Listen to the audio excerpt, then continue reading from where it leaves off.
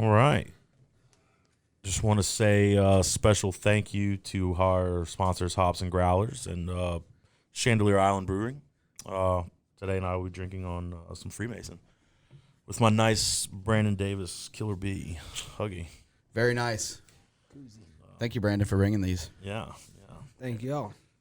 So welcome to Kathy and Susie's Kids. This is Matthew and Jourdan, and tonight we have Brandon Davis with us, the Killer Bee. Say hi to everyone, Brandon. What's going on, everybody? What's up, buddy? How's it going? Nice little sippy sip. Yeah, we're just getting started. So, That they know of. he's one of our Line 5 brothers. We're going to throw that right there. But, Brandon, where are you from? I'm originally from Georgia. Moved to Mississippi back literally right after I got out of high school. Didn't even wait probably a week or two. Went over here and went to college, and I was like, man, I wanna do something to make me compete. I'm super competitive.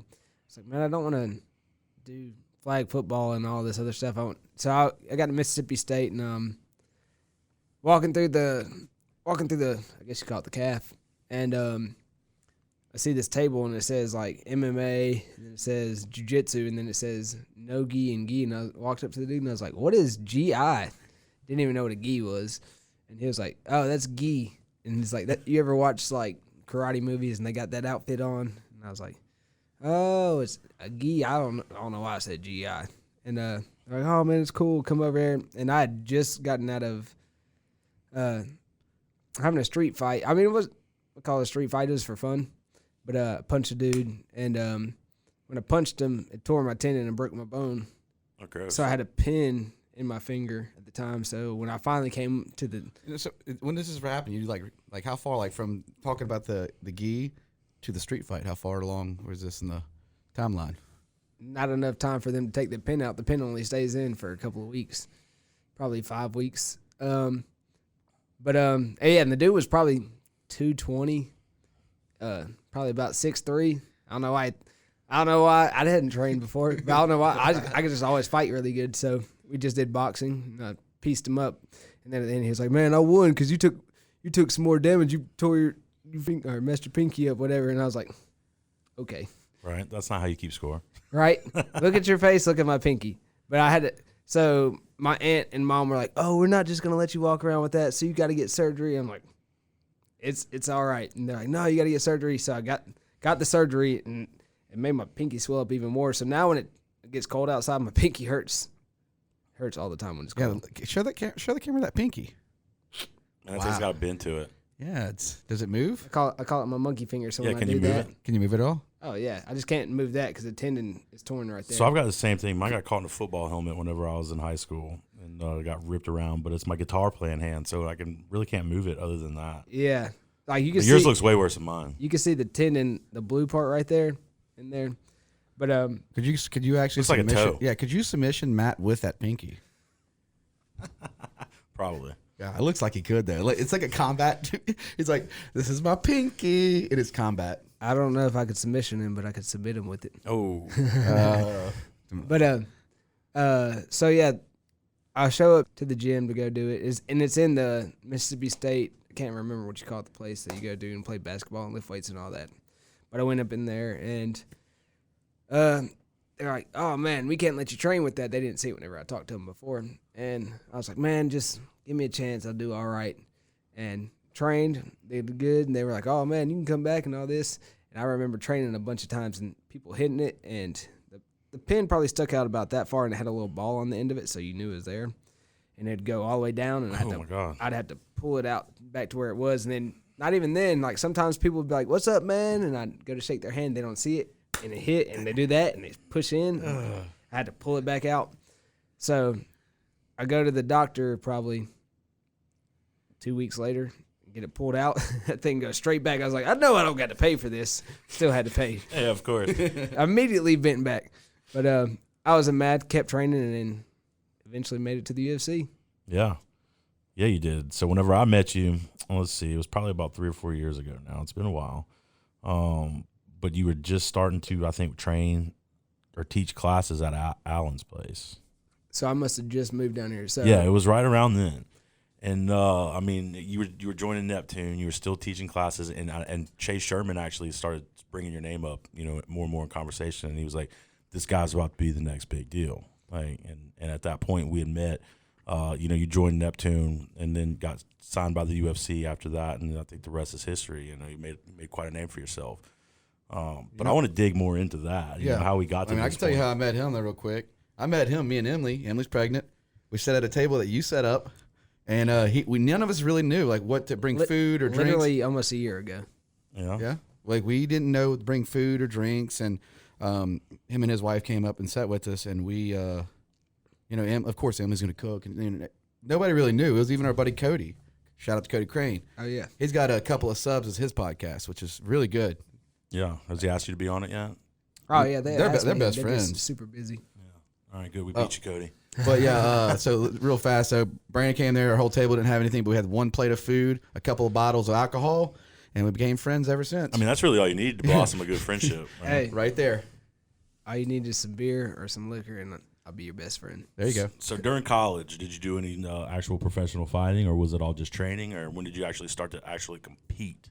I literally, so you usually start off with like jiu-jitsu tournaments and stuff like that. So I started with jiu-jitsu, and I'd done boxing and stuff before. So I started with the jiu-jitsu. My boxing was already decent. So whenever we'd just do the stand-up, I'd usually beat most people. But whenever we did the jiu-jitsu, I was good because I was athletic. So I used that athleticism a lot. So I remember when we had our first black belt come down, and he wanted to rank us, and he wanted to give me like 4 stripes as a white belt. And they told him, oh, he's only been training for like 3 months or something. They're like, you can't do that. So they ended up giving me 2 stripes. But it was mostly athleticism and all that. And that was probably 2 months in. So I did my first jiu-jitsu tournament probably 2 months in. And then I had my first MMA fight probably 3 months later. And a week before Christmas, my mom and dad were like, what are you doing? Well, my dad didn't really care, but my mom was like, what are you doing? You can't be taking these fights and all this. They didn't want me to fight. But I took the fight on 2 days' notice. Never fought before. Never had an MMA fight before. And was going against a guy that I ended up fighting later on in my career too. And I was fighting 155, so I had to cut like 3 pounds. And I go up to the show. They never even weighed me in or anything. I took it on such short notice. I didn't even show up on weighing day because I took it. I said 2 days' notice. I think it was on 1 day's notice. They called me Friday morning. I showed up Saturday. Never weighed me or anything, so just let me fight. And I was doing really good on the striking. The dude took me down because I hadn't been doing jiu-jitsu but 5 months maybe. And then got back up, kept getting back up, and goes to the second round. Still doing good on the feet. He takes me down again, like trying to bait him into going for an arm bar because that's probably one of the only submissions, arm bar and triangle, the only submissions I knew. And, I probably knew more, but that was my main. So I was like trying to bait him in, and I was hitting him with the left, leaving this arm in, and then I missed with one of the punches, and I slipped, so my arm slipped in farther, and he got the arm bar, tapped, lost my first fight. Then after that, I went on I won 2 fights after that. Then I fought a guy named Amir Khan. He fights for ONE FC right now, really good. He's fought for their 155 title, I think once or twice, really good. And like I said, I had good boxing, and by that time, it had been a couple of years, my jiu-jitsu had gotten really good. I was rear naked choking and guillotine everybody. And I get to this fight, and I've never had to like check a bunch of kicks and all this. So I go out there, and I'm using my boxing, and this dude kicks me. He's straight from not Thailand, Singapore, and he had been training since he was like 6 years old. Oh yeah, he's machine. Ooh. Oh, and it wasn't like he was training jiu-jitsu. His jiu-jitsu wasn't good or anything else like that. It's all Thai, Muay Thai. So I'm coming in, and one of our black belts told me after the fight, he's like, dude, that was the best striking I've ever seen in my life from that kid that I fought. And he kicked me in that leg 49 times. I did not check a single one. And when I say kick, if you watch the video, it sounds like somebody's chopping down wood. Into that leg? Dude, and I didn't back up one time.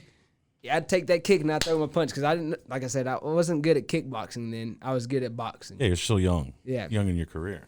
And it went all 3 rounds. Like I said, he landed 49 kicks. And Ended up being a split decision. I think I ended up cutting his nose and like swelled his eye shut. How many hands did you throw? If you, I mean, you did 49 kicks. How many did you connect with? I don't know. I remember going back.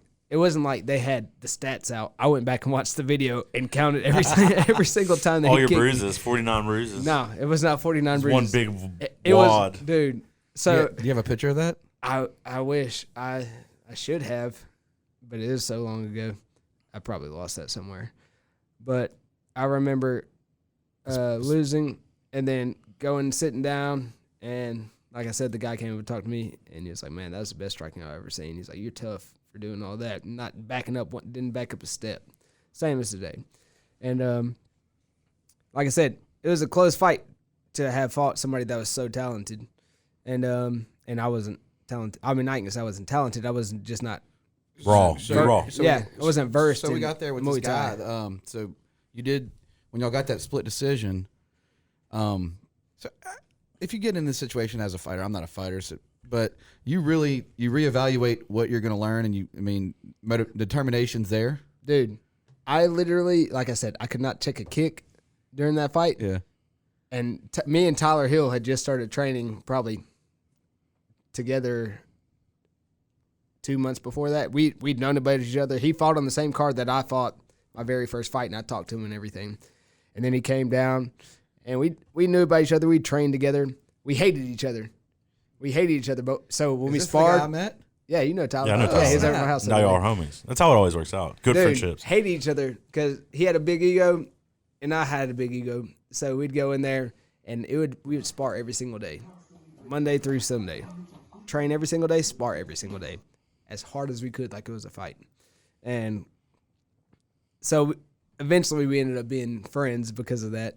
But he would always leg kick me, and I'd work him all over on the feet a little bit with the hands, but he'd always land the kicks. And I couldn't check a kick at all. Like I said, it showed in the fight. After that fight, it was automatic. I knew how to throw a kick, and I knew how to check a kick. It wasn't like I went and trained it more. It was like my brain took it in. It's like 49 times. You better know how to do this now. Yeah. And I swear to God, from that day on, I could throw a kick. It wasn't like I went and trained. That day on, So I went and trained the very next day, Sunday, and somebody shot in on my leg, and I was like, ugh, went down the ground. I was like, can't do it. I remember getting home that night after the fight, and it was in Meridian. I lived in Starkville, so it was only like an hour and a half drive, and my room was upstairs. I literally had to go up the stairs one leg at a time. I had to walk up sideways with my good leg. The other leg stayed straight like this. I could not bend it. I took a picture of it, which I still had. It was all purple from here. And then like a week later, all the blood went down here. So it was all purple down here, and it wasn't purple up here anymore. That's gross. Really weird. But, I mean, it was bad. But like I said, I got a huge learning experience out of that. And after that, I went on a big winning streak because, man, my kicks got really good, which I couldn't kick at all before that. Couldn't check. My checks got good. Nobody could land a kick on me. And, I mean, that's probably one of the biggest learning experiences my whole career. You Really? never give up, do you? I mean, I don't think he gives up. I'm in I've a seen him fight. Yeah, I'm I've in seen a him fight. Yeah, he ain't giving up. No, he's never. He's like straight off the bat telling you his failures right off the bat. Right. Just telling us about his failures. Well, or that's what he wants him to think, right? And he's got to keep it inside his opponent's heads at all times. You don't want to give him you show him your full hand. No, that's just how my career started. But I wish we was on the Loss, couch. Win, loss. Yeah, but like I like how he's like. No, I went back and watched the videos 49 times. That dude kicked me in the leg. Dude, Right. While his leg was hurting. Oh man, it was not hurting. Couldn't even walk. Was Could watching not that walk video. on it. It was crazy. I mean, I went back and watched. I wanted to count and I wanted to see. And like I said, that was my biggest learning experience ever in a fight. What's your record? Right now, it's 10-7 as a pro. It was 8-2 when I got to the UFC. If you go watch my 4 losses, I get submitted one time by Zabit, which I was winning that fight before I took the fight on a week's notice, and I had 3 3 herniated disc in my back. So I literally just posted on Instagram how I was at the doctor, and they had to put me on this board, and they strap your feet in, and then you grab the handle, and it Stretches you out. stretches you out for a minute at a time. I feel like I need that. Dude, it worked. So I didn't think they were going to give me the fight because of that. So I went on Instagram and deleted my post so they couldn't go and see it. And then they gave me the fight and took the fight. I was winning really good on the feet. I was winning on the feet. And he's supposedly supposed to be, and I'm not going to say supposedly, he's a really good striker. Everybody in the UFC had been beaten up on the feet, was not touching me on the feet. And won the first round. Second round came around. I was tired because I hadn't been training because I couldn't even train. My back was hurt. Second round was going good. He took me down. I did like a tired, lazy get up. And when I went to get up, you get on your hands and feet. He went for a salute stretch. That is a wrestling move where it stretches your hamstring, and my knee was literally right here. And I was good. If you watch the video, my hand's right here pulling on his hand. When my hand slips, it makes it stretch anymore, so it felt like my hamstring was about to rip in half. Yeah, so I had to tap then. But other than that, I lost to Enrique Barzola, and he tooled me on the feet. I mean, not on the feet, on the ground. Not even on the ground, just with the takedowns. He took me down, I think, 10 times that fight, but it was because I got up so much. It wasn't like he took me down and I couldn't get back up. Right. He took me down. He'd try to submit me or do whatever, try to control. I'd get back up easy. But, man, that dude was like, I don't even know, like, what's something that you say gets on you can't get him off? Spider monkey. I guess. Yeah. He's like a little spider monkey. A little spider monkey. It is. Yeah, good call, Matt. But super strong. And he'd get me down. I'd get back up. He'd have me on the cage, and he'd take me down right like that. And I'd get back up, and it'd be over and over. And it was the most tiring fight I've ever had in my life. How many rounds? It was all 3 rounds. Like I said, I've only been finished. I've never been finished on the feet, knock on wood. Or not on the feet, but never been TKO'd or knocked out. But I've been submitted. So it was, but he didn't submit me. We went all 3 rounds. He kept trying to submit me. He kept trying to keep me down. He couldn't do either. But the fight wasn't close. He tooled me on the takedowns. So after that, and I had been working my wrestling and everything to get ready for that fight. But, I mean, I tried to wrestle a wrestler.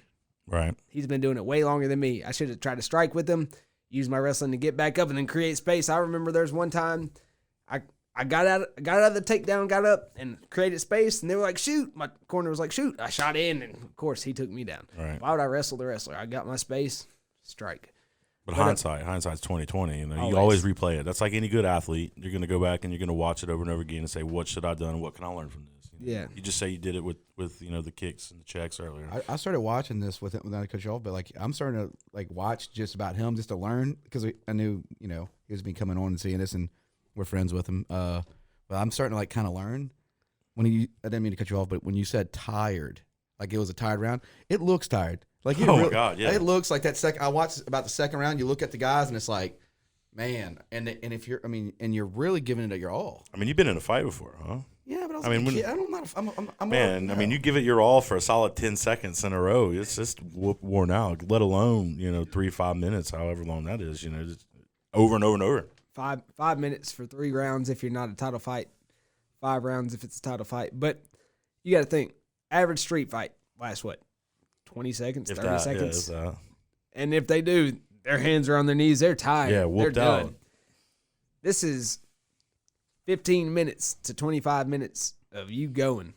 It ain't like you're going with somebody that's, oh, man, I can just do this and relax. Nah, you got to be prepared at all times just in case they shoot in for the takedown or they throw back and you're not ready to get countered or ready to get punched. So it's completely different. So, like I said, I learned from that.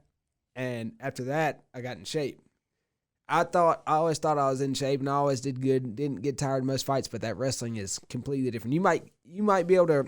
There's a difference in wrestling conditioning and striking conditioning. You might be able to throw 1,000 punches around for 3 rounds, but somebody takes you down and you have to get up. You're gonna be tired if you're not used to doing that. Now you might be a wrestler and you can wrestle 15 minutes straight easy, but somebody starts striking and throwing punches at you and you don't know how to handle that. You're gonna get tired. It's weird. You have to have both. Both. Well-rounded. And after that, I started doing on my conditioning. And if you watch any of my fights at 135, I did not get tired a bit. It'd be the 3rd round. I remember I fought the Asian dude 2 fights ago, and Kyung Ho Kong. And 3rd round, I'd already leg kicked him a bunch, but he was tired too, and I could see it in the corner. Now I always stand up in the corner because when you sit down, your legs get tired in between. Jello-y a little bit. Yeah, so I stand up, and I was looking at my corner. I was like, oh. He's tired. I said, he tired, boss. Like the movie, like life. But everybody starts laughing. I was not tired at all. I was good to go. I've been running like 20 miles a day, and people are like, "Man, you've got to run 20 miles a day." 20 miles a It's almost a marathon, right? That's a lot of running. I'd do it in 2 to 3 different intervals. So I do probably like 7.5 miles in the morning, and that'd be, when I say intervals, I'd run 11 miles an hour for 30 seconds, 8 miles an hour for 1 minute. So 11 miles per hour for 30 seconds, 8 miles an hour for a minute. And so you do that for 5-minute rounds. You have to do your conditioning like you're doing the rounds. You might be able to run for 5 hours straight, but you only fight for 15 minutes. So you have to do your super intense for 5 minutes at a time. And then you slow down a little bit, and then you have your 1 minute break to get your heart rate down. So you do your 1 minute break to get your heart rate down because you have to condition that too. And then you start again. And you have 5 minutes, you go super hard. 1 minute break. When I say break, I walk on the treadmill 4 miles an hour for 1 minute. And then my next round, like I have a fight. You get 1 minute, then you're back at it. And then, man, my conditioning got out of control. Like, could not get tired. I mean, everybody thought it was for me to try to make weight. I could have made weight just with the diet. But the conditioning, if you watch my fights, it was like, I mean, I couldn't explain it. You just don't want to be gassed. Yeah. Which, I mean, is clearly, whenever you see him gas, that gives you the competitive advantage to know, like, I've been there, done that. Prepared for that. Learn your lesson now. Exactly. When you see them, you get – so if you watch a fight – let me explain it like this. If you watch a fight and you see that you hurt somebody, you might be super tired, but you hurt them with a punch, man, you watch them and they speed up. Spark of energy. They speed up like, boom, they're not tired anymore. Same thing. You see them get tired, you're not tired anymore. But it's crazy. The scariest thing in a fight is not, oh, am I going to get hurt? It's when you get tired, you're like, now I know I can't defend what I need to defend. Right. I get tired. He might get on top and elbow me in my face. How am I going to defend that? So getting tired is the scary. I'm not scared of anybody. I'll fight anybody. I don't care about that. But if I get tired, then you're like, you're susceptible. I don't know what to do. I'm too tired to block any of this. There's times in sparring we'll be so tired that it's easier to take the punches than try to block them. Right. Get punched. Hey, that's good to know if you're doing if you're trying to be a fighter, conditioning. Yeah, no doubt. 100%. 20 miles a day. Dude, there are people that are way less technical and the way better fighters sometimes lose because they don't have as good conditioning. When you get tired, and that's something you can control too, because you can practice 100%, and you can get better at it. Sometimes it's hard, if you're not a good fighter, it's hard to become a good fighter. If there's anything that you can control the most, it's your conditioning. You might not ever be that technical. You just can't get it down. Well, I got a strict no run rule. I've enforced it ever since college. Really? Yeah. I don't like to run. If you can't tell, I'm right there with you. That physique, baby. I mean, I'm about 3 or 4 pounds away from getting into playing. I'll do the elliptical? Oh, yeah. Just because I was like addicted to that runner's high. Like when I started doing cardio, lost a little weight. But the runner's high thing where I don't think I was doing, I mean, it wasn't bad, but I was doing 45 minutes. No, yeah. But like a kick in about 25 minutes in. Well, anything's better than nothing. I know, but you get this like certain kind of feel though. This like, you're this not runner's tired. high where you're like, this is awesome. And just keep going. And then you get off the machine. It's like you just take a deep breath and like sweat just pours down you. And, so I got addicted for a while when I was doing elliptical, and I would just do 45 minutes. I would do music. I would just jam out to music. 20 minutes sucked. Right at that 25, 30-minute peak, it was just catch a second wind. Yeah, you get on cruise control. Right before you hit that peak, it's like, man, this sucks. And then it hits, and you're like, oh, this isn't anything. I'll tell you what, though, if you did not give me a pair of headphones or play some music, I ain't getting on that treadmill or running on the street. Not one step. Not one step. No. I got to have something to get my mind off of it. real quick. Yeah, go with it. Start it off right now. Okay, guys, we're back. Okay, let's go back over to our sponsors We here. are back. We got Chandelier Brewing. We got Hops and Growers. Sorry, Scott. You know, while we're filming today, you're off. So thank you, Hops and Growers. And I'd like to give another shout out to the Coast and Brandon Davis and Top and your boys. Who do you train with? I don't have any boys. Oh, really? I'm a lone wolf. Oh. Well, how about your No, we got Tyler Hill, Alan Belcher, a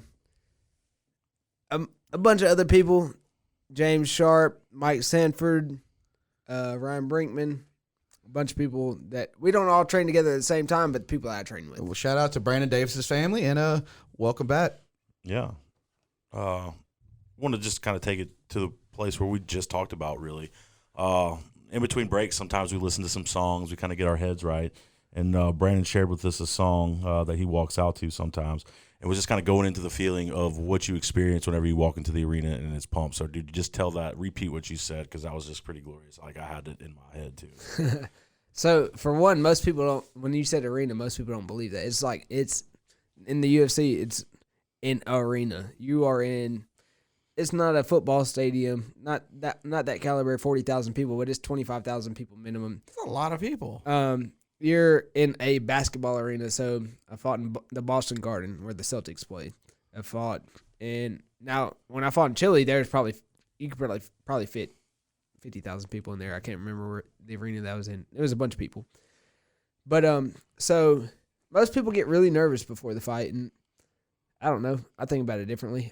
For one, maybe if I didn't train good or if I slacked, which is I try not to ever do, then I might get nervous. But I try not to do that at all. Not the nervous part, but the slacking part. So I sorry, these Budweiser's going down real good. Yeah. Do you, bro? Do you? So I usually train pretty hard and train good, so I'm never nervous because what's the worst that's gonna happen? Dude knocks me out, I go to sleep, or I die from getting knocked out and I don't feel it. I mean, it is what it is. I'm not nervous about that. Like I said earlier, the most thing I get nervous about is if I'm not in shape. So I make sure I'm in shape so I'm not nervous. Conditioning's right. Yeah, you just gotta have. So other than that, we get out there and they ask like, what's your fight song and all this, and I'd been walking out to Legendary by Wellesley Arms, great song. And I always pick my songs by lyrics. I want it to explain how I'm feeling and what I'm thinking. And you go out there, and like I said, you're walking out in an arena. They got the big speakers all throughout the arena. They have your name up on the little, they got probably like 5 by 5 foot all the way around thing, and it says Brandon Killer B. Davis, and you're walking out, it has a picture of just your eyes out there. It's awesome, man. And so you're feeling it, and you have to go out there and stand. Maybe you're the first person to walk out. Maybe you're the second person to walk out. If you walk out second, your opponent's already out there. You get to watch them come down, or you get to watch them as you walk down the whole way. Or maybe you're the first person to come out and just enjoy yourself. Which one do you prefer? First or second? I mean, second always. Not because I just get to watch him as I walk down. Because your song's better. Well, for one, I don't want to be out there listening to somebody else's song for 2 minutes. True. That's gotta be crazy. They might be listening to some native country. Oh, yeah, I didn't even think about that. So, yeah. Dude, I've had them walking there.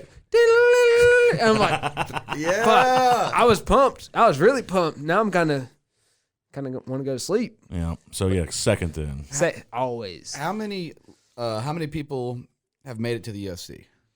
So, when you see the statistics of the sound, because I had an S on them, the statistics. That's fine, bro. I got you. Yeah. I got you. We're from St. Martin, Yeah, man. that's cool. Shout out to St. Martin. So, when you see the statistics as far as football and everything, you see that less than 2% of people make it into the NFL. And it's like, man, that's so hard to make it and everything. I used to think that because, dude, I was really good at football. One of my coaches was in the NFL, and he was like, man, you're 100% going to make it.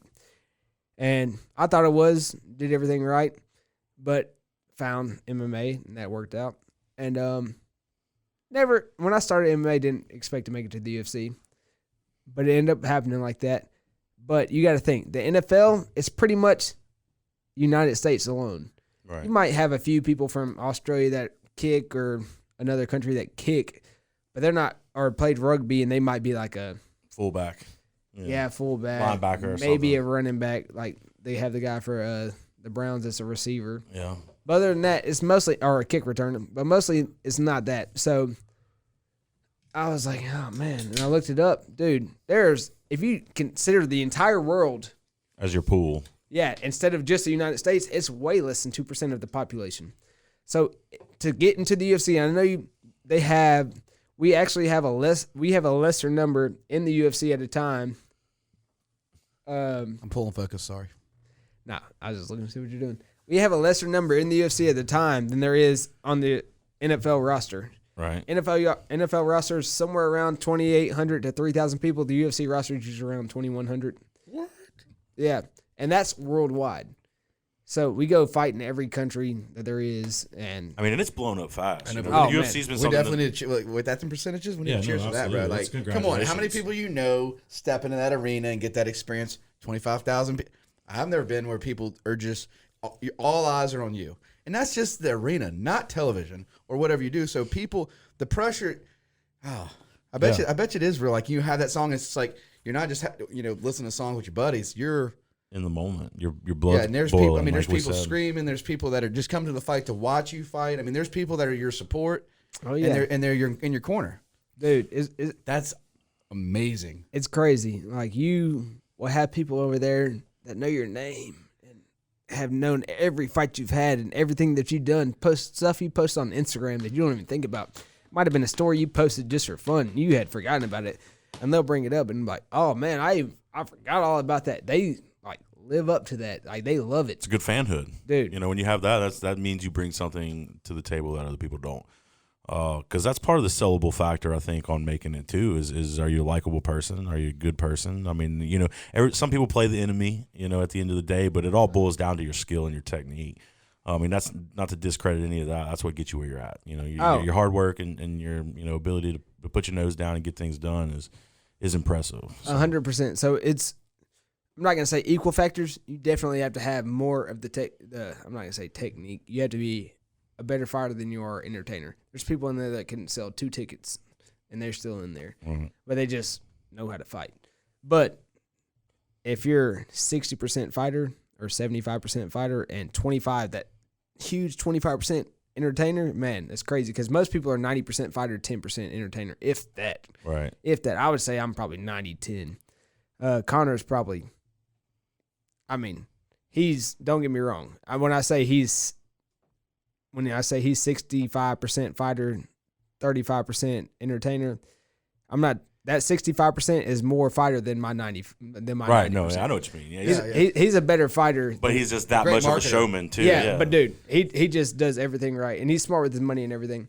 But man, it's crazy. I mean, what the people think of you as, and what you actually are, as far as like they see you as an entertainer and all this, and they look up to you on Instagram, and you're just living your life, and then they meet you, and you're like, it blows me away all the time. I'll be at a fight, and I'm like, man, I never even thought that'd get out to anybody. I just posted it because I thought it was funny or I thought it was cool. I liked it. But then it'll be something they live up to. I get messages on Instagram. I don't really get on Facebook that much, but Instagram and Twitter, and they'll be like, man, I saw you post this, and it really motivated me to do this and that.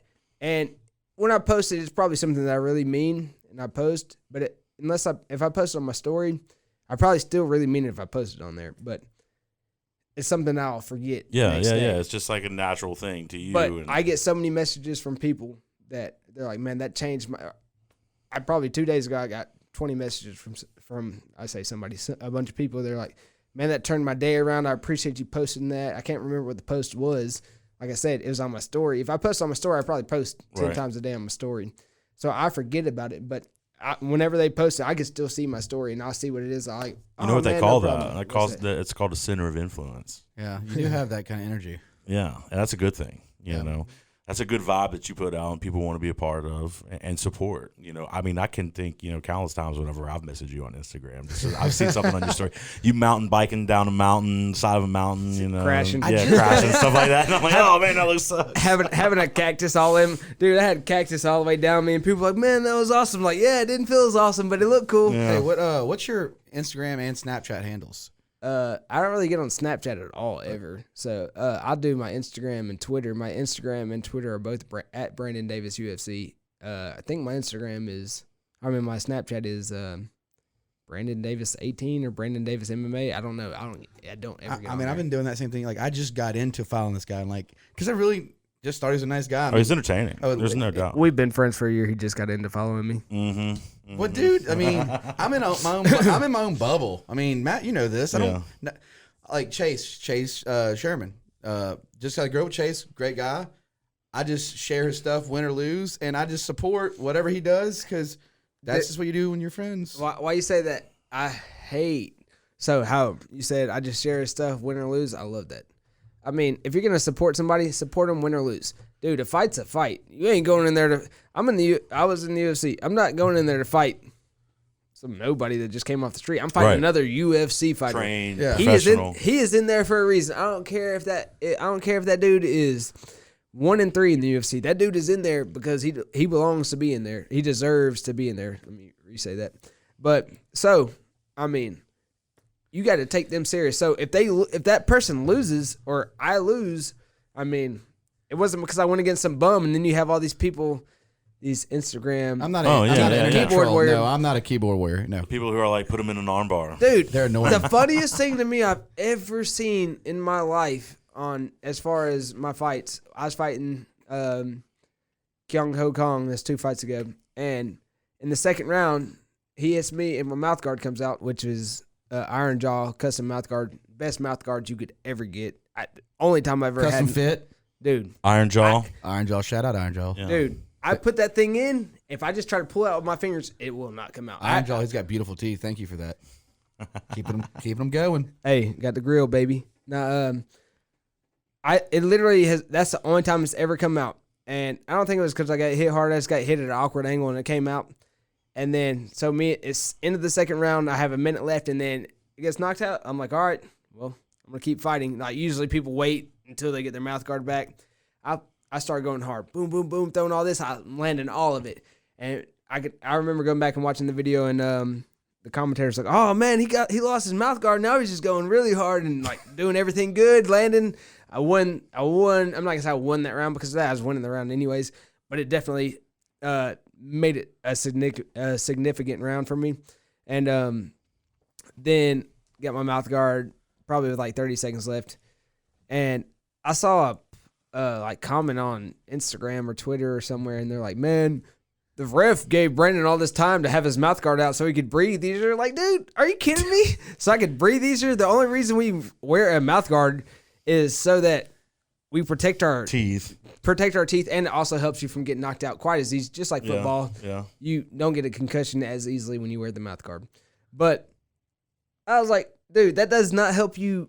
I didn't even respond. It's just a clueless comment. Dude, it's somebody that watches fighting that does not know what they're talking about. Yeah, and it happens all the time. Sweep the leg, Johnny. Yeah. And they will literally try to comment on all this stuff, and 90% of the time I can resist commenting, but there's times where I just have to let them have it. It drives me crazy. Make it to the UFC. Has he ever fought? Exactly. Hey, Brandon, you need to work on your takedown defense, or you need to do this and that. All right, you need to make it to the UFC, and then you can tell me what I need to do. Right. How about that? Yeah, and that was cool. You know, Brandon, like you're gonna go to his house, but Brandon invited me to his home, and I was like, "What's it gonna be like?" You know, he you know, this is a world-class fighter, just like I thought. I get there, and it's like one of the dopest. Like you could tell the gym is just made for what he envisions the gym is. It's definitely his equipment. He doesn't have all this kind of equipment that he's not gonna use. It's really his equipment, and then you go in there and you see like this old school Harley.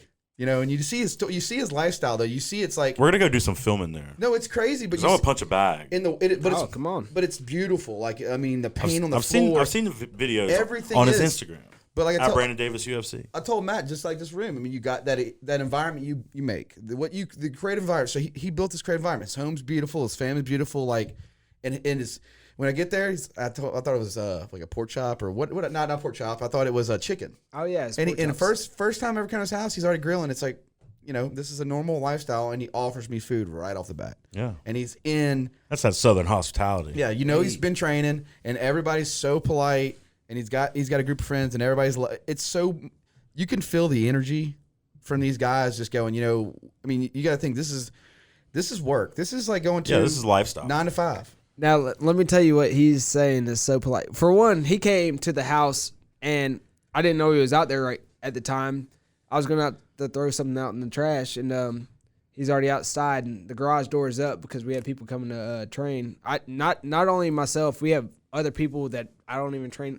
That black belts and stuff that come and train, and they train at my garage.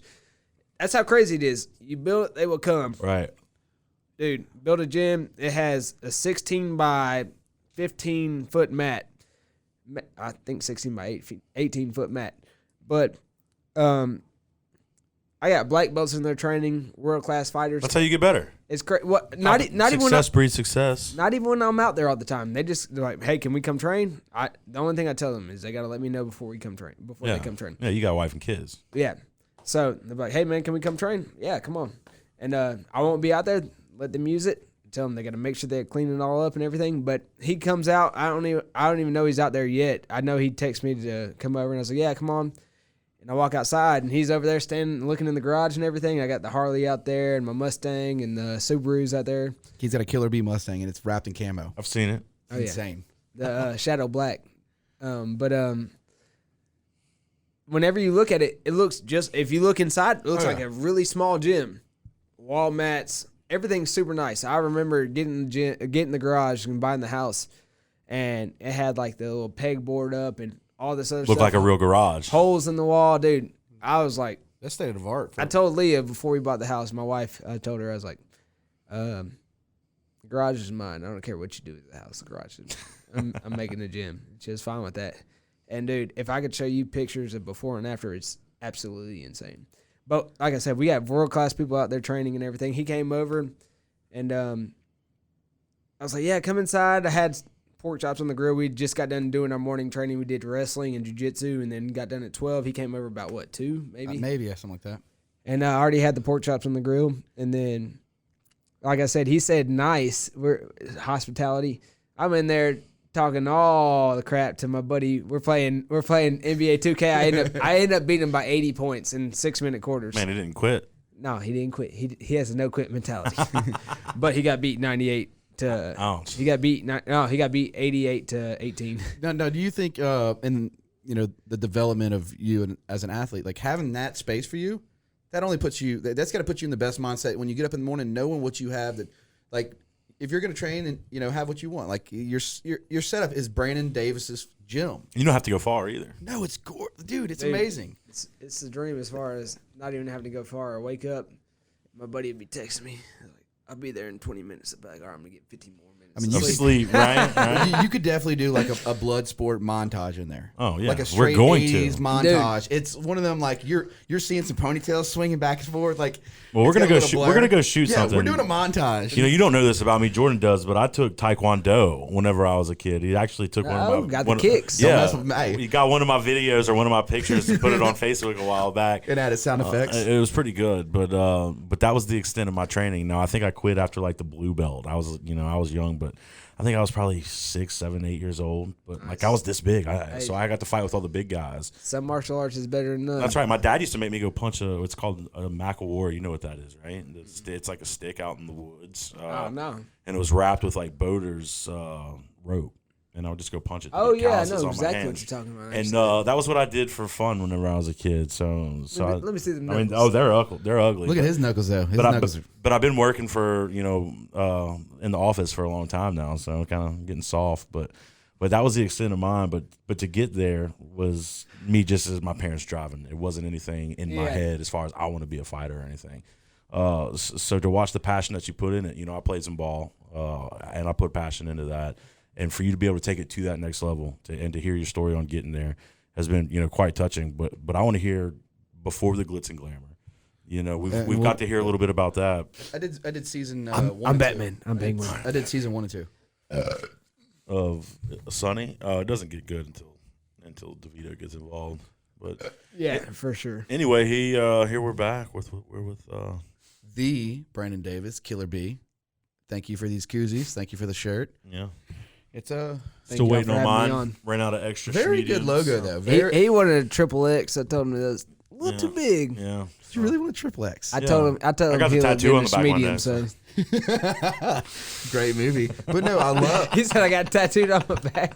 I like how you went with this whole neon kick to it. I mean, I see the sticker you being yellow, but this to me is like I'm gonna start rocking it. Yeah. Different yellows. I was like, man, I need to change it up a little bit. I honestly don't know what got me to think about it, but Brandon Davis is actually designs his own stuff, which is pretty amazing. So that's why me and Matt were talking about it. But Brandon Davis, his logos, his brand, it's his life. It's what he does. So that's how for me would be. That's pretty cool though. Like you're like, hey man, I'm a fighter, but also I make my logos. I make my brand. I'll do my apparel. This is my life. I want, it represents me. So as a marketer, this is what I do for a living, marketing company. But I love that because it's like, this is your brand. This is everything to you. So, it shows, in this. This is. And where can folks find this fine apparel? Go to savageassociation.com. Actually have a Savage Association shirt on. I literally wear one almost every single day. I don't buy anything else, but we actually make really good stuff. I want one. Yeah, savageassociation.com. And I'll leave a link in there, so check them out. But they're it's amazing. It's comfortable stuff. It's comfortable. Dude, good looking. I try to keep it up to date. Yeah. I mean, good stuff. Yeah, we'll have your shirt. And you don't wear XXX. He called it right. He's like, man, no. It's like, no. He told me XX. He said he was out of extra large, and I said, give me a XXX. He said, well, they don't shrink. And I said, well. I told him XX would not fit him. Hey, you're beautiful. You're beautiful. Matt's been getting in shape. He's giving you a compliment right now. Getting back into fighting shape. Take it from Brandon Davis. Yeah, I need to come hit the bag. Yeah, Killer B just told you you're sexy. Tight. He said tight. So anyway, let's get back to we were talking about college earlier. Yeah. And you kind of said that's where you started to make your mindset up as far as fighting goes. But what direction were you going before that, and like kind of take us through that and what led you to where you're at? I'm not even gonna say before that. It was honestly still during. I mean, I think I was doing amateur MMA, or I'm not even gonna call it amateur MMA. I didn't have my first MMA fight until 5 months later. But I was doing jiu-jitsu, which I feel like everybody should learn. I mean, if you get taken to the ground in the fight, in a fight, street fight, whether it be MMA, street fight, whatever, all right, I don't even want to explain it from there. I'm going to explain it from here. You might have the biggest muscle up dude in the world. Dude can lift 1,000 pounds. I don't care. All right, you throw him in the pool. He don't know how to swim. He drowns. Right. True. Easy, simple. All that movement, all this doesn't get you anywhere. You still drown. Yeah. So when you get off, why are you laughing, Jourdan? I'm into the story. No, yeah, no. I'm taking you serious. Like this is. I'm sorry. This is his beard. listening. All I got is a beard. This is my look rosy cheeks. You're good. You're good. I feel like I explain this story probably at least 100 times a year. It's a good story though. I mean, like I want to hear it. When I say a story, this analogy, and so you take that big dude, you throw him in the pool. I mean, he's strong. Yeah. Should be able to push himself out of the water, but he can't. Dies. All right. So you take somebody that's that big, and you throw them on the ground on their back, and they don't know how to get up. They're drowning, per se. With somebody on top of them that might be my size, and I know how to hold you there. I'm the shark. That's good. Yeah. You're not getting up. You are not getting up. So it's hard enough to swim with no shark in the water without somebody else holding you down if you don't know how to get up correctly.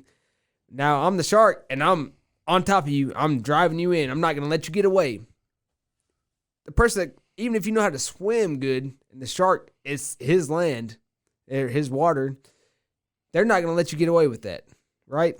So that's why it's used in jiu-jitsu all the time. So if you go online and you watch all these stories on Facebook and YouTube and all that, it's all like people like pushing air and like everybody's falling down and shit stuff. Chi. Yeah, the chi. And you're like, oh, I'm definitely don't believe that. So Goku. When you watch, yeah, exactly.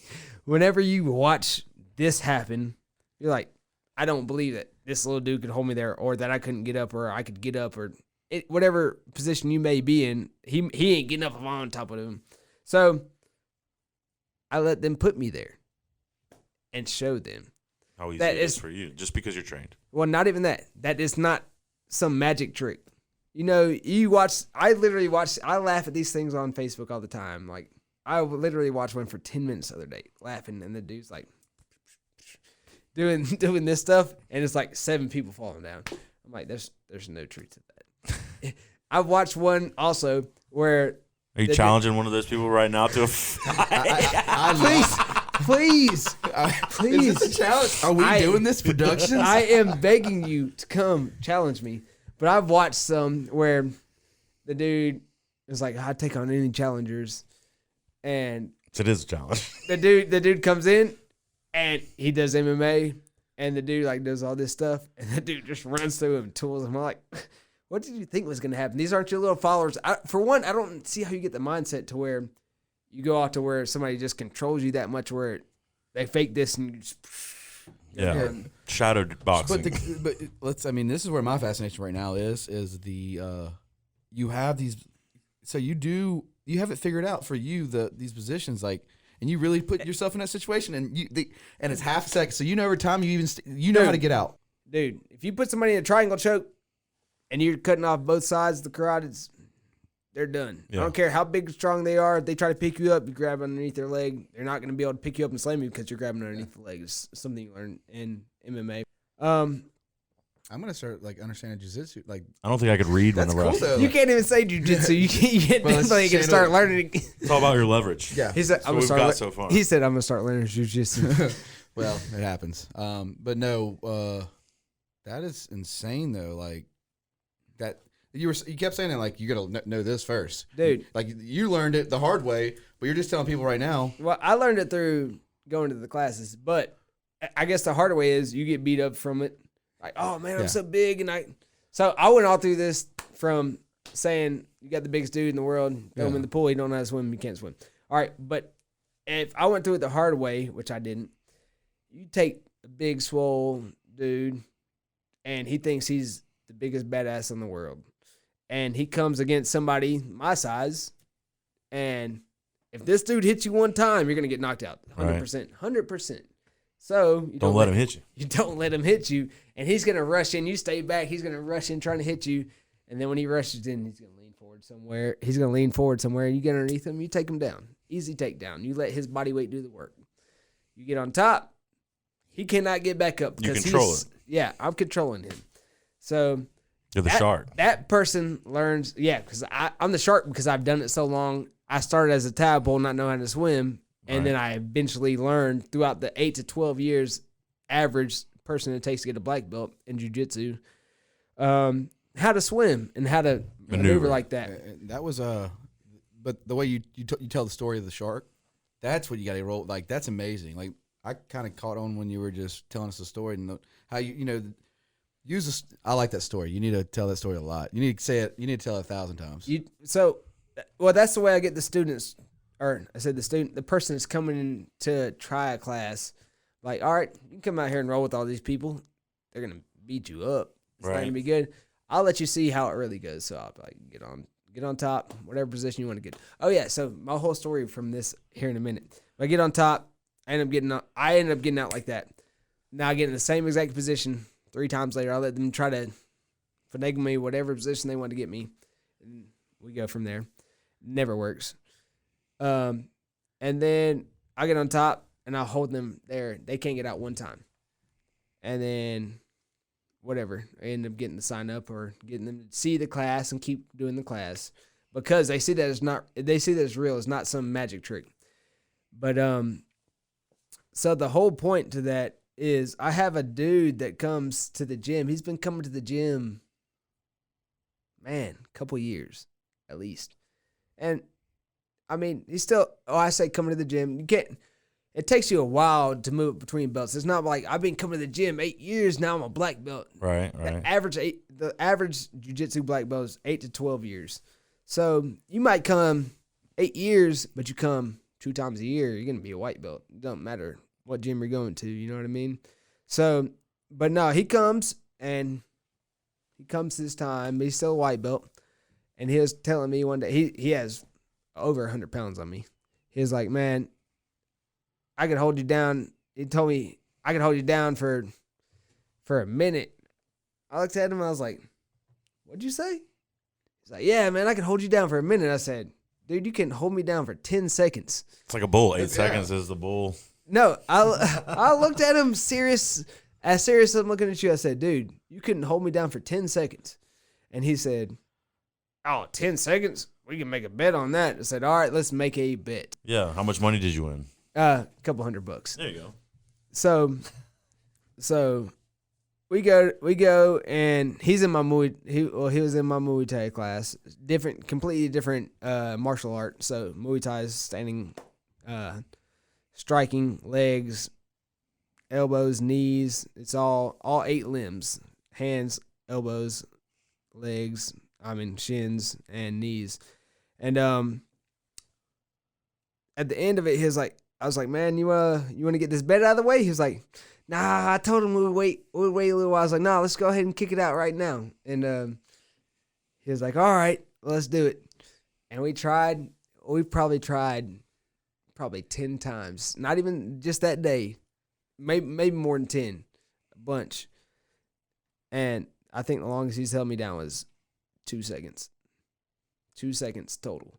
When I'm talking about, I told him he could put me in whatever position he wanted to. If he wanted to get me mounted, I said, put me where you want me to.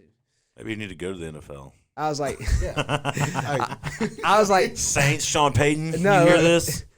I told him, I said, mount me, and I was like, put me where you want me to. You can contort me, whatever. I don't care. Put me where you want to. Longest time it took me was like 2.4 seconds. Wow. Every time. Out of all the 10 seconds, I think the longest one, 2.4 was the longest. Before that, it was a second or half a second before that. So he's getting better. No. I'm saying the longest one out of all was 2.4. He keeps trying different positions. Okay. I'm just telling you right now, something ever happens in this world, I want Brandon next to me. No doubt. It's glad it's on my time. It's crazy, and people don't believe it. No, I believe it. That's like, if something happens, we gotta have Brandon with us. Yeah, in the family. Don't have me with you. I'm not bulletproof. No, but Jordan's a doomsday prepper, so he's coming straight to your house. So well, I also can't choke out a zombie. So well, I say you don't know that yet. Tyler Zombie Hill, what's up? He'll tell you opposite. He'll be like, "You ain't never choked me out." I'm like, yeah. How long can he hold you down for? It's not gonna be long. But don't let that be discarded. I can't hold him down a long time either. Yeah, I've seen him fight too. He's impressive, man. We watched him at the. It's just our technique on getting up is really good, and he can't hold me down long. I can't hold him down long. Both of our jiu-jitsu's good. But I give my jiu-jitsu the edge 100%. Yeah. But he's got you by, what, a foot? He's tall. He's got me by a few inches and probably about 60 pounds of weight right now. Yeah. But reach is important, right? Reach is important. Look, if we're going just off jiu-jitsu, my jiu-jitsu's pretty good. I gotta watch Tyler. fight. I have to get mine. Never seen one. I did. Just off wrestling, but that dude's tenacious. So and that's my favorite part about you guys whenever y'all team up.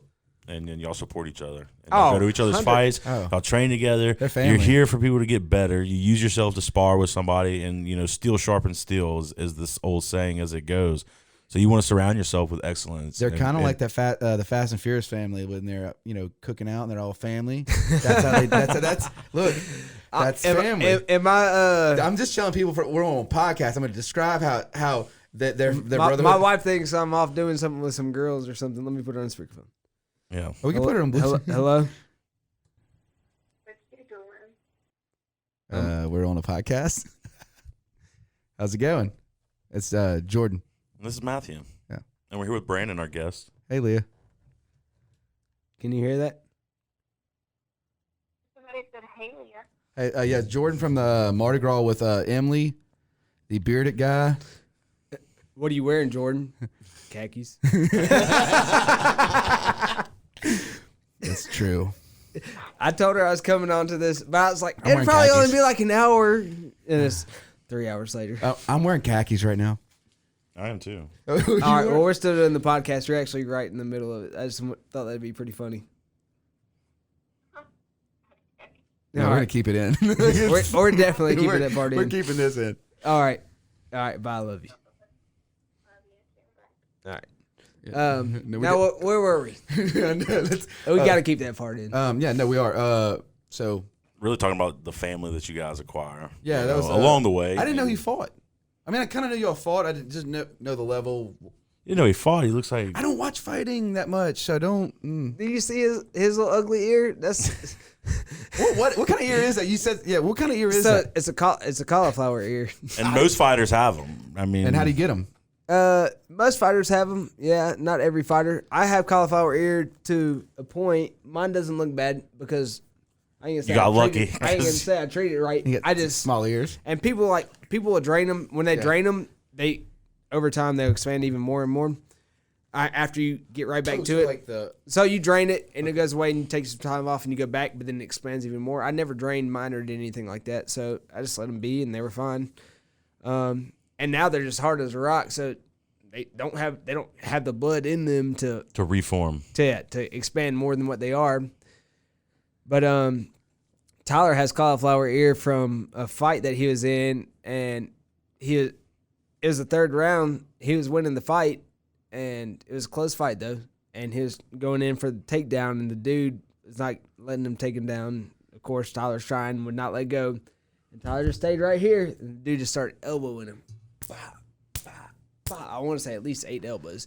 Dude, when that fight got over with, it looked like he had a horn coming out of his ear. Gross. No, he has a picture. I wish I still had the Oh, picture. we're gonna get the picture. We're gonna throw it on Tyler, here. You for have everybody. got to. It looked like a purple horn coming out.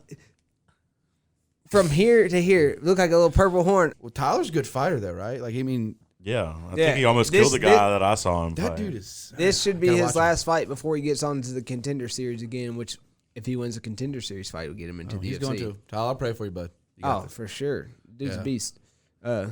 But as far as everything, so after that fight, he'd already been trying to talk me into moving down here for months. He's like, man, we got this team, we got all this, and Jason Knight was in the UFC.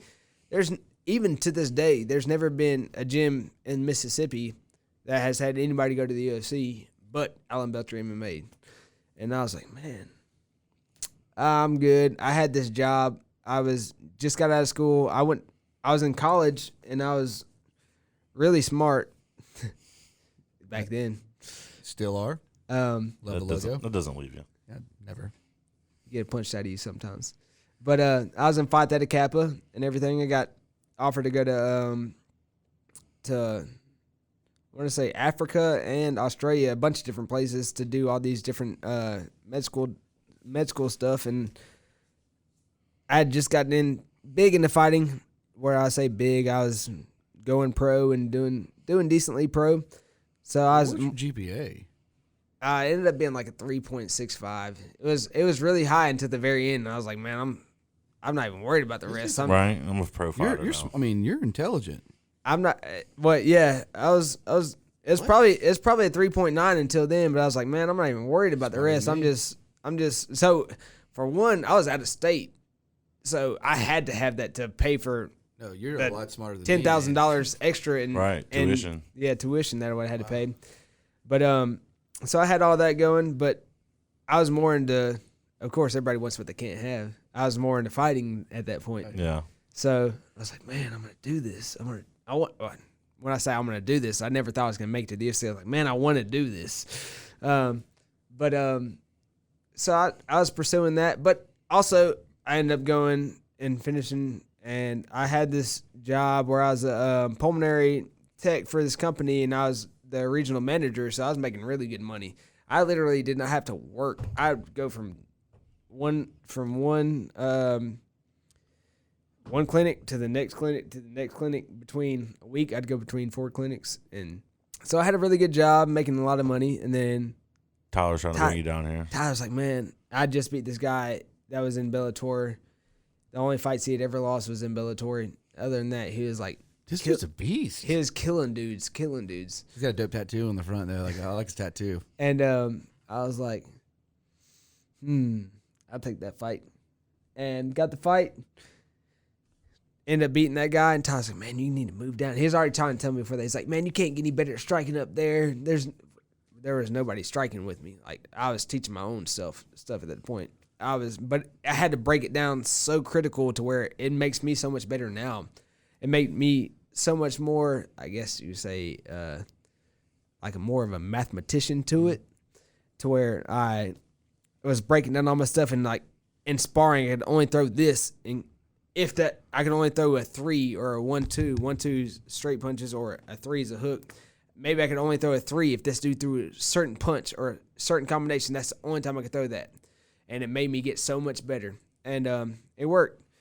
And then I was like, all right, you know what? Jason Knight had just gotten to the UFC. He lost his first fight in the UFC. I was like, man, I feel like if I move down there, I can make it. Moved down. Well, I came down and sparred. I came down, sparred, and was beating everybody up. And I was like, man, if I'm beat, me and Jason went, beat him up on the feet 100%. He ended up submitting me with like 2 seconds left in the round. So I was like, man, if I'm beating all these dudes up, I need to. I mean, See what else you can do. he's in the UFC. Maybe I need to try to make it. Maybe I think I can make it. And so I moved down, and I was teaching classes. When I say teaching classes, I was teaching a lot of classes. That's when I met you. Yeah. Yeah. Right around this time. I was making $800 every 2 weeks before taxes. Can't live Before taxes. And I had to pay for when I was in Starkville, my oldest son his mom lived in the same neighborhood, so it wasn't like I had to pay. I mean, we were still, I guess, together or whatever. But I told her, I was like, man, I don't think it's best that I know I don't want to be with you, so I don't think it's gonna work out. I think it's gonna be worse if we don't. And as the best. Right. Good decision to make. Yeah, we're good friends now.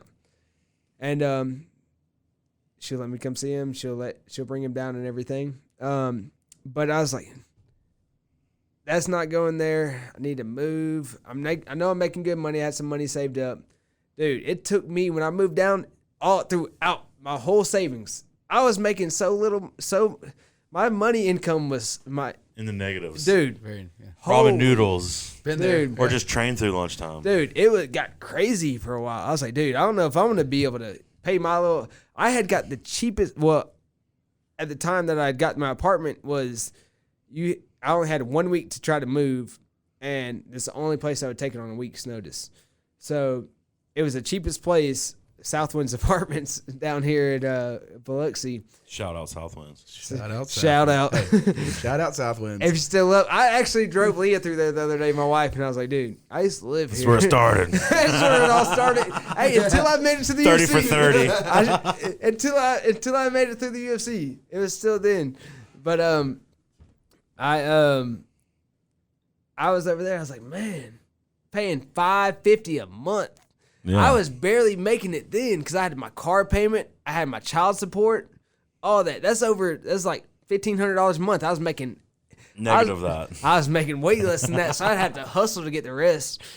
It was crazy. But the crazy part was literally almost the month. It was 1 month after it was 13 months after I moved down, I made it to the UFC. Is that not crazy? That's a beautiful story. Is that not crazy? No, I think everything happens for a reason. That's how I live my life, Brandon. I mean, I worked my ass off, don't get me wrong. But a lot of people work hard and they don't make it. Right. I know people. Tyler Hill works harder than any of us. He is close, and he'll have another chance. He had his chance. It didn't work out that first time. He's got another chance coming up. But he works harder than any of us, and he didn't make it. So, dude, I know a bunch of people that work hard, and they don't make it. Dude. Yeah, it's less than 2%, like we just Cheers to said. them. We got to cheers to them. Yeah, boys. cheers to them. Let's cheers for them boys. Hey, for it to work out in less than a year, or a year and 1 month, was crazy to me. Almost to the date. Yeah. It was crazy to me. So when Look I tell at people me now. I tell people That song makes a lot. Yeah, there you go. I tell people whenever they're like, oh man, what'd you used to do or what'd you do? Like, dude, I had a good job, moved down here, sacrificed it. Yeah, I could have always went back to the other job, but I took my sacrifice and it worked out. So Do something with it. the only thing I have to say, people, is I guess who is it? Jim Carrey that said you can fail at doing stuff that you don't want to do. So why not try to do something that you really want to do? Dude, I mean. Yeah, it makes sense. You can fail, and then your last resort, go back to what you don't want to do. But until then, try until you just can't. Right. That's kind of the motto behind all this. the grind right there, buddy. You know, Like that's, I mean, keep going. I mean, you hadn't stopped. You're dude. Amazing story though. absolutely. Well, we appreciate you coming on, sharing it with us, Brandon. We're gonna have you back on. There's no doubt about that. You know, we got a lot of stories to tell. I think. There's a lot more with this guy. Though. I mean that. Wow. But again, line 5, brother. Line 5. Line 5. I'm glad I get to.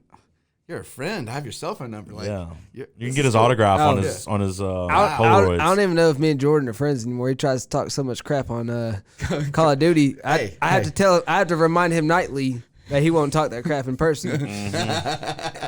We played. I want to see him hold you down for 8 seconds. Did I not tell you this last night? No. I said I bet you won't say that in person. No, but it's video. It's video games though. He says that, but I'm saying, all right, you know the people that talk crap, they're keyboard warriors. No, but I don't play. You know where he lives now. And well, I told Brandon though because I was we didn't know the story, but like Twitch, I was a Twitch streamer, and that's what I did. I played video games. I made a good bit of money out of that. But just because you're better than somebody at something doesn't mean you have to talk crap. No, you got to be humble, bro. Be humble. But we do it with our little crew. Like we just do Be it. humble. Huh? No, he stepped in with me. Bow to the master. No, we got to know this. Micah, DJ. We only play like private match with Micah Shepard that me and Matt grew up with, and DJ. We all grew up. We're childhood friends. So you just came into our room. Hey, What? hey! Last night when we played 2v2, just all 4 of us. That's us. That's our childhood friends. We've been knowing each other our whole entire life. Hey, me and you are not on the same teams at all. I know, that was weird. Throughout the 9 games, That was weird. and 5 of those 9 games, I killed more people than you. He did. He did. And really he's well. smart enough to remember the stats. Yeah, but you too. did, and it was good. Hey, I told you. Hey, I've got punched a lot. I've lost a lot of. No, you're good. You're But good. I remember. I'm pretty smart. No, I'm still pretty smart. I brought Brandon, like me, Micah, Mike Price, like Matt. I know all these people. Do you have? You play with Matt? Matt don't play. Yeah, he No, does. I don't play. Well, he plays. I play whatever I want, Fortnite whenever or I whatever, want. Yeah. Matt don't play. I don't play. But we just do this thing where Netflix we and get chill. a group of our friends that we do a private match because it's just fun, and we'll do dollar games here and there. No. Dollar games. Brandon so. last night. Jordan How tried you to got your talk. shirt? Jordan tried to talk down to me like I'm a little scrub, and I'm like, all right, if you want to say this to me in person, You guys should arm wrestle right now. Yeah, I don't know. I'd lose. let's do it right. No, we're gonna. Let's go No, film. Let's go film what we were just talking about and make something funny. Hey, we Yeah, appreciate it's you, y'all. though. You guys come back. You see us yeah, next we time. appreciate you. We'll be out here next time. And Brandon's we'll great be out at here next Call of time. Duty. What Call of Duty? See y'all later. Kill this. Kill this bus.